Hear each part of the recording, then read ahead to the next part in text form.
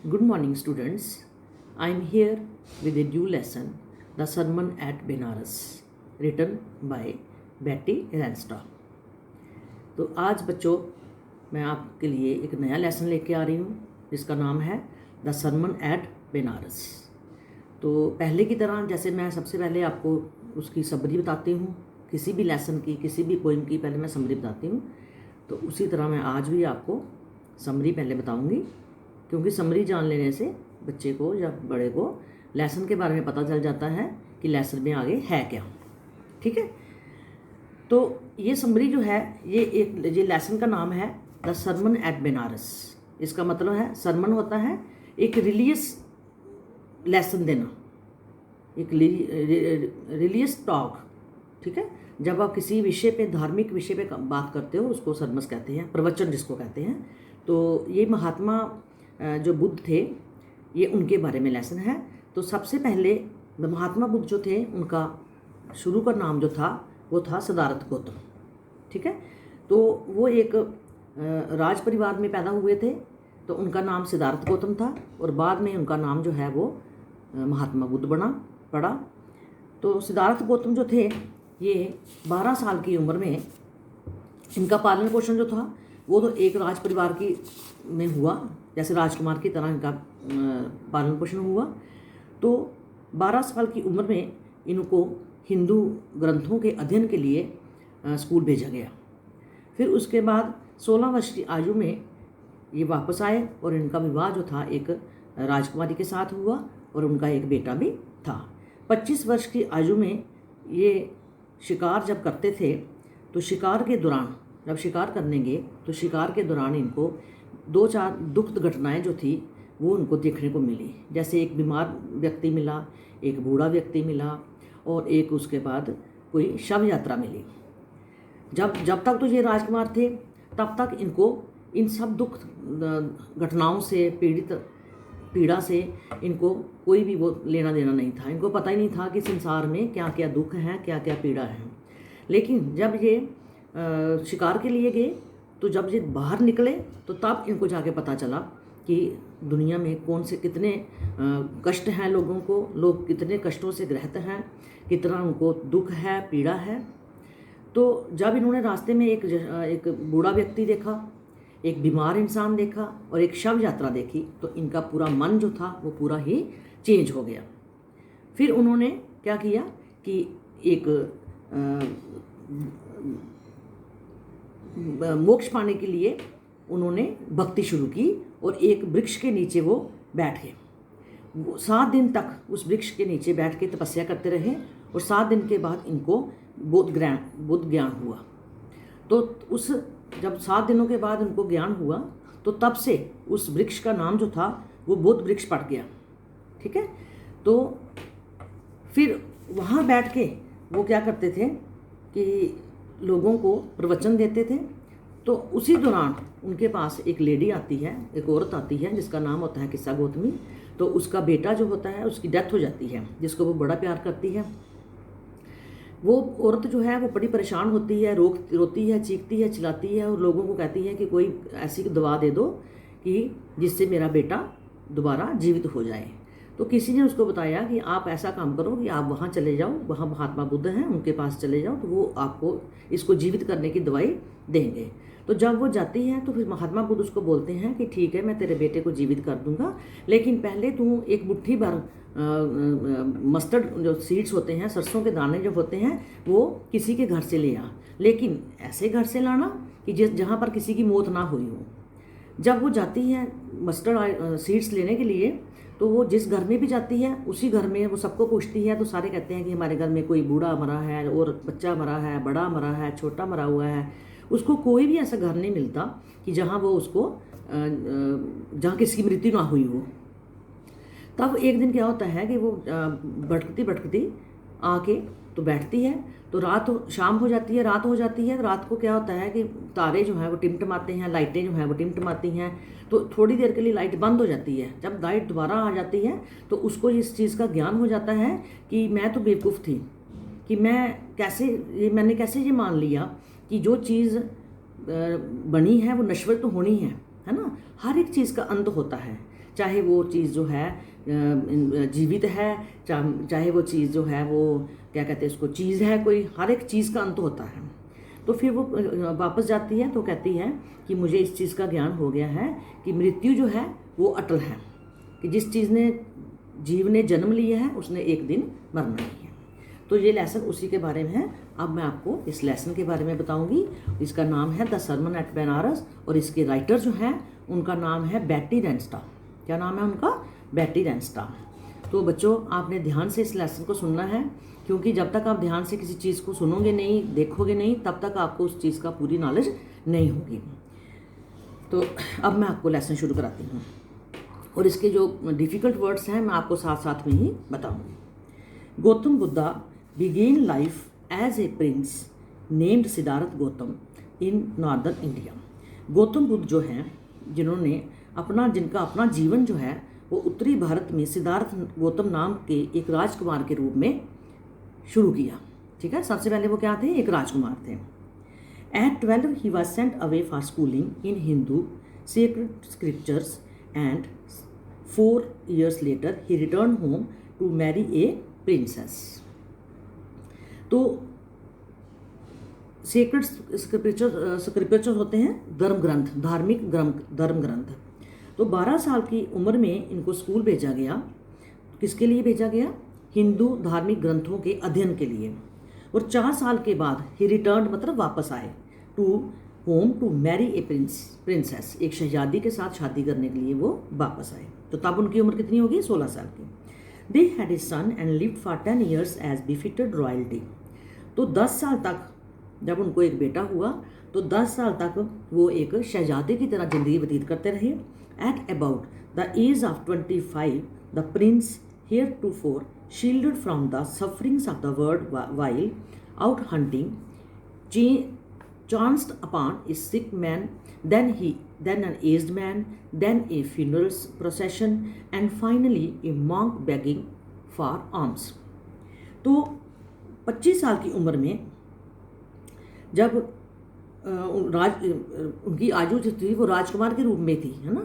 तो अब तब से लेके उनको संसार के कष्टों से, संसार के दुख दर्दों से उनको अलग रखा गया, वंचित रखा गया, बचा कर रखा गया। मतलब जब वह शिकार के लिए एक दिन बाहर गए तो अचानक उनको क्या मिला? एक बूढ़ा आदमी मिला, एक बीमार आदमी मिला और एक उनको शव यात्रा मिली रास्ते में। एंड फाइनली और लास्ट में उनको एक भिक्षु मिला जो भिक्षा मांग रहा था। These sights so moved him that he at once become a beggar. इस दृश्यों का उनके ऊपर इतना प्रभाव पड़ा कि वो एक भिखारी बन गए, एक भिक्षु बन गए। And went out into the world to seek enlightenment. तो कहाँ चले गए? संसार में चले गए। वो उनको क्या करने के लिए चले गए? ज्ञान प्राप्त करने के लिए। ठीक है, इनलाइटमेंट क्या होता है? ज्ञान। Concerning the sorrows he had witnessed, जो उन्होंने दुख दर्द संसार में देखे थे, ठीक है, उनको इनलाइटमेंट के लिए, उनका ज्ञान प्राप्त करने के लिए वो चले गए। He wandered for 7 years and finally sat down under a fig tree where he vowed to stay until enlightenment के। वो भ्रमण करते करते हर जगह घूमते घूमते 7 दिन तक वो घूमते रहे और फाइनली और एक वृक्ष के नीचे बैठ गए, बट वृक्ष के नीचे बैठ गए, जहाँ पर उनको क्या हुआ? ज्ञान प्राप्त करने के लिए उन्होंने प्रतिज्ञा ली। इनलाइटेंड आफ्टर 7 days, 7 दिन के बाद उनको ज्ञान मिला। ही रीनेम द ट्री द बो ट्री। तो उन्होंने उस वृक्ष का नाम जो था क्या रखा? द बो ट्री, मतलब द ट्री ऑफ विजडम, जहाँ पर उनको ज्ञान मिला। And began to teach and to share his new understandings. हैं, तो वहाँ पर उन्होंने अपने नए एक्सपीरियंस, नए अपनी उनको जो उनको ज्ञान हुआ उसके बारे में उस तमाम बातें शेयर करने के लिए लोगों के साथ वो वहाँ बैठ गए। At that point he became known as Buddha. तो वहाँ पर उनका नाम जो था वो किसके रूप में प्रसिद्ध हो गया? बुद्ध के रूप में। The Buddha preached his first sermon होता है प्रवचन, ठीक है। द बुद्धा प्रीच्ड मतलब होता है प्रवचन देना। The Buddha preached his first sermon at the city of Banaras. तो बनारस में उन्होंने सबसे पहला अपना रिलीजियस जो था प्रवचन दिया। Most Holi of the dipping places on the river Ganga, Ganga के किनारे, गंगा नदी के किनारे जो स्नान घाट बने हैं वहाँ पर ये पवित्र स्थान है।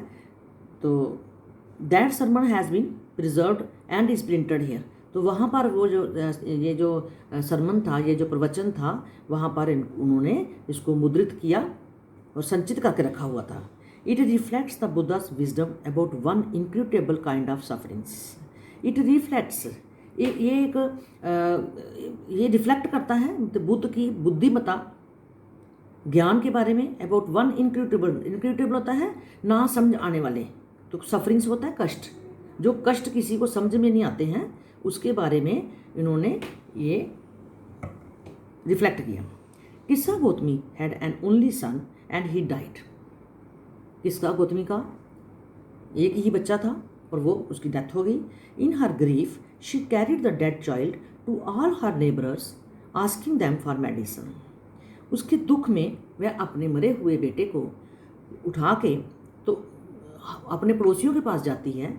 किसके लिए जाती है कि कोई इसकी दवा दे दो ताकि ये जीवित हो जाए। And the people said she has lost her senses. और लोग क्या कहते थे उसको कि ये पागल हो चुकी है। द बॉय इज़ डेड, बच्चा तो मर गया है इसका। At length Kisa Gotami met a man who reply to her request. तो अंत में किस्सा गौतमी एक आदमी से मिलती है जो उसकी बात सुनता है और वो कहता है I can't give the medicine for the child but I know a physician who can. कहता है मेरे पास इसकी कोई दवाई नहीं है, लेकिन मेरे पास एक ऐसा डॉक्टर है कि जिसके बारे में मैं जानता हूँ जो ये काम कर सकता है। And the girl said pray tell me sir who is it. And the man replied go to the Shakya Muni the Buddha. तो वो आदमी कहता है कि तुम शाक्य मुनि के पास चले जाओ, वो आपको इसकी दवाई देगा। Kisa Gotami repair to the Buddha and cried. तो किस्सा गौतमी जो होती है वो बुद्धा के पास जाती है और चिल्लाती है Lord and master give me the medicine that will cure my boy. तो कहती है हे ईश्वर, हे प्रभु, मेरे बेटे के लिए कोई ऐसी दवाई दे दो कि जिससे ये मेरा बेटा ठीक हो जाए। The Buddha answered I want a handful of mustard seed. तो महात्मा बुद्ध उनको जवाब देते हैं कि मुझे एक मुट्ठी भर मस्टर्ड सीड चाहिए। And when the girl in her joy promise to procure it the Buddha added. जब वो लड़की जो है वो खुश हो जाती है कि नहीं मैं वो मस्टर्ड सीड्स लेके ही आऊँगी, तो बुद्धा ने फिर उसमें एक बात और कही the mustard seed must be taken from a house where no one has lost a child husband parent और फ्रेंड। तो मस्टर्ड सीड मुझे उस घर से चाहिए जिस घर में किसी बच्चे की या किसी पति की या किसी पेरेंट की या किसी दोस्त की डेथ ना हुई हो। Poor Kisa Gotami now went from house to house. अब वो लेडी जो है किस्सा गौतमी वो एक घर से दूसरे घर तक जाती है। And the people pitied her and said. और लोग उस पर दया करते हैं और कहते हैं here is mustard seed take it. वो कहते हैं कि ये ले लो mustard seeds. But when she asked did a son or daughter a father or mother die in your family. तो जब वो पूछती है कि क्या आपके घर में कोई पिता, कोई माँ, कोई बच्चा, कोई दोस्त, कोई लड़की, किसी की डेथ हुई है, they answered her alas the living are few but the dead are many. वो कहते हैं कि वो उत्तर देते हैं कि जीवित तो बहुत थोड़े हैं लेकिन मरे हुए ज़्यादा हैं। Do not remind us of our deepest grief. तो कहता है हमें हमारे गहरे दुख की तरफ मत ले जाओ, हमें उस दुख की याद मत दिलाओ। And there was no house but some beloved one had died in it. तो कोई ऐसा घर भी नहीं था कि जिस घर में किसी उनके अपने प्यारे की मृत्यु ना हुई हो। किस्सा Gautami become very and help hopeless and sat down at the way side watching the lights off the city. किस्सा गौतमी बड़ी निराश हो जाती है और क्या कहते हैं इसको, एक जगह पे साइड पे होके बैठ जाती है। Watching the lights off the city. और सिटी में शहर की रोशनी को, लाइट को वॉच करती है। As they flickered up and were extinguished. तो जब वो लाइट्स जो हैं वो टिमटिमाती हैं, कभी बुझती हैं कभी जगती हैं। At last the darkness of the night rained everywhere. तो लास्ट में क्या होता है कि उन लाइट्स की जो डार्कनेस है, अंधेरा है, वो छा जाता है। And she consider the fate of man and their lives flicker up and are extinguished. तो वह अपने मन में सोचने लगती है कि अपने दुख में, कि मैं अपने दुख में कितनी स्वार्थी हूँ।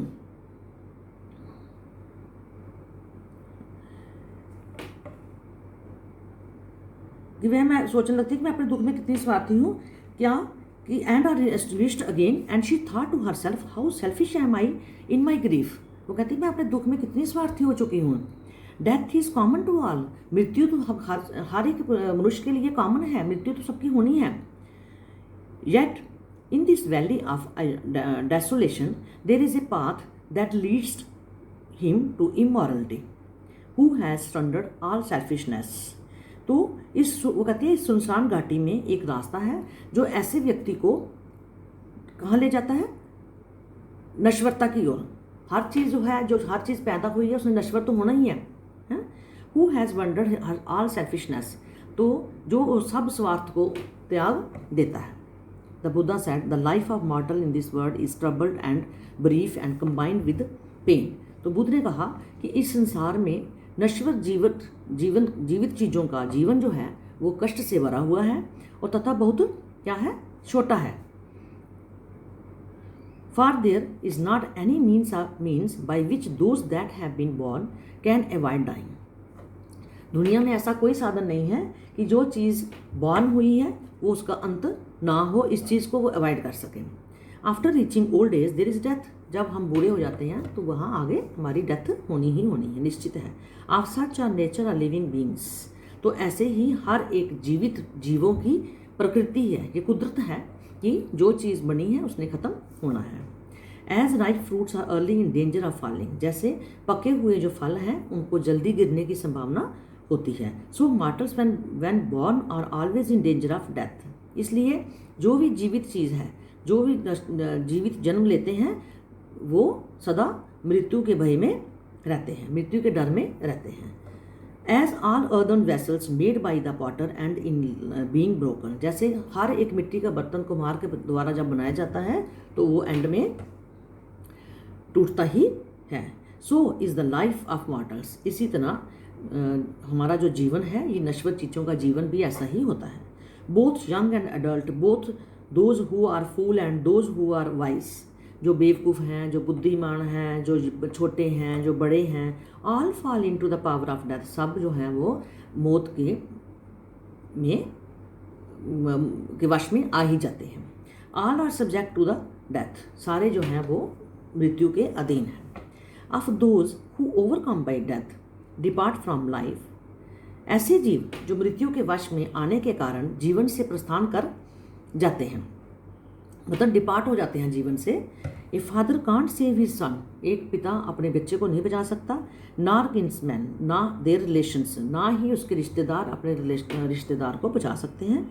Mark while relatives are looking on and lamenting deeply, one by one mortals are carried of.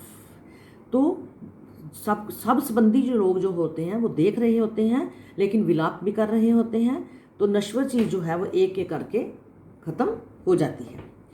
Like an ox that is led to the slaughter, जैसे बैल जो है वो एक बैल की भांति जिसे काटने के लिए स्लाटर के पास लिया जाता है। स्लाटर कौन होता है? जिसको जो मीट को काटता है। So the world is affected with death and decay, इसलिए संसार जो है वो मृत्यु और ख़त्म होने के लिए ही बना है। देयरफॉर मृत्यु और जीवनता के लिए ही पीड़ित है। Therefore the wise do not grieve over the knowing the terms of the word, इसलिए बुद्धिमान लोग जो होते हैं वो दुखी नहीं होते। क्यों दुखी नहीं होते? क्योंकि वो संसार की सीमा जो टाइम है उसका उनको ज्ञान होता है।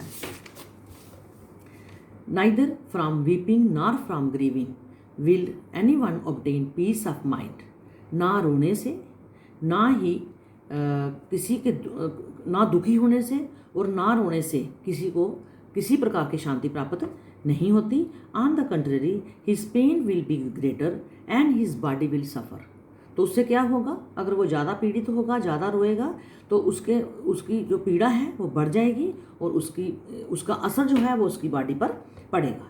ही will make himself sick and pale, तो वो खुद बीमार पड़ जाएगा, पीला पड़ जाएगा। Yet the dead are not served by his lamentation, तो उसके रोने धोने से या उसके विलाप करने से मरे हुए व्यक्ति को बचाया नहीं जा सकता। He who seeks peace should draw out the arrow of lamentation and complaint. ऐसा इंसान जो शांति चाहता है वह रोने धोने से, शिकायत करने से, कंप्लेंट एंड ग्रीफ, ऐसा आदमी जो शांति चाहता है वह रोने धोने से, शिकायत करने से या दुखी करने से, और दुखी रूपी जो तीर होता है उसको निकाल कर, उसको क्या करना चाहिए, निकाल के फेंक देना चाहिए। He who has drawn out the arrow and has become composed will obtain peace of mind. जो ऐसे तीर को बाहर निकाल देगा वह शांत हो जाएगा और उसे मन की शांति प्राप्त हो जाएगी।